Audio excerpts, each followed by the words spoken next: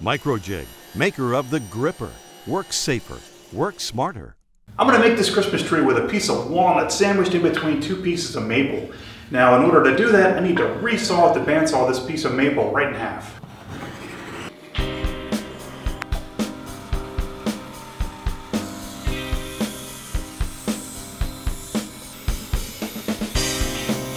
So before I resawed this maple board down the middle, I went ahead and face jointed each outer edge so that I could have that as the glue surface that's going to be facing in.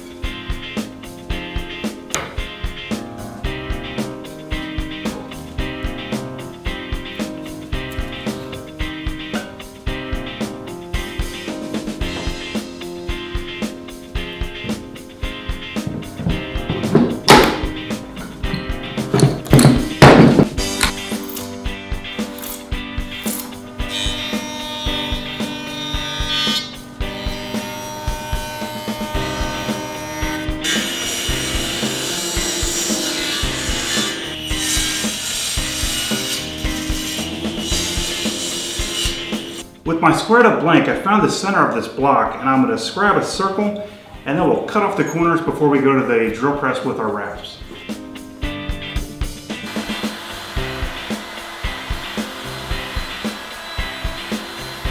With my stock clamped to my fence on my drill press, I went ahead and centered it underneath the brad point bit. Now I can replace the brad point bit with a tenon cutter.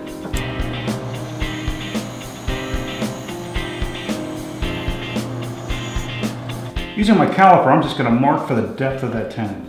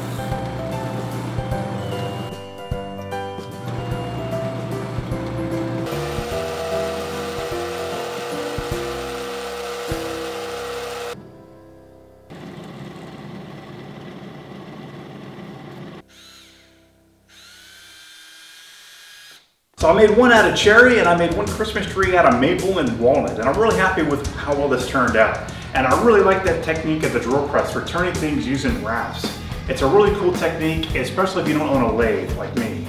But if you're not already subscribed, I hope you'll consider subscribing to my channel. And you can also go to the GarageWoodworks website, and you can go to the store and buy some really cool stuff like hats and t-shirts. And you can also buy some plans, and those purchases go towards supporting the show. Thanks for watching, guys.